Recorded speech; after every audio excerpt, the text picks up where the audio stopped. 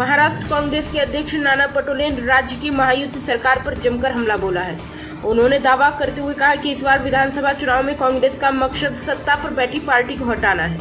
उन्होंने एमवीए में seat sharing के मुद्दे पर भी अपनी बात रखी है। नाना पटोले ने कहा कि कांग्रेस का एक ही उद्देश्य है कि आज महाराष्ट्र का स्वाभिमान बेचने वाली जो सरकार महाराष्ट्र में है उसे सत्ता से परास्त करना है। सीट शेयरिंग के मुद्दे पर चर्चा होगी और चर्चा के माध्यम से उसमें रास्ता बनाया जाएगा। एमवीए सुचारू रूप से सीट शेयरिंग के मुद्दे को हल निकालेगी। कांग्रेस नेता ने आगे कहा कि महाराष्ट्र के उप मुख्यमंत्री देवेंद्र फडणवीस के बयान पर उन्होंने कहा, कौन क्या बोल रहा है उससे हमें नहीं भटकना है।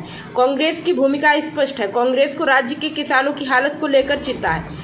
केंद्र सरकार हो या राज्य सरकार, गलत नीतियों के कारण किसान महाराष्ट्र में आत्महत्या कर रहे हैं। इसलिए कांग्रेस के लिए जनता के प्रश्न इस तरह के बयानों से ज्यादा महत्वपूर्ण है।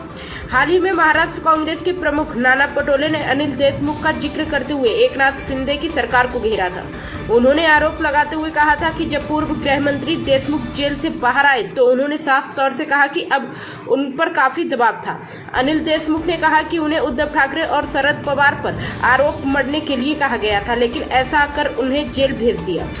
नाना पटोले ने आरोप लगाते हुए कहा कि क्या डिप्टी सीएम देवेंद्र फडणवीस चुनाव के वक्त विपक्ष को डराना चाहते हैं। उन्होंने कहा कि सत्ता का गलत इस्तेमाल करके बीजेपी ने विपक्ष को डराने का काम किया है और अब वक्त आ चुका है कि जब जनता उन्हें जवाब देगी।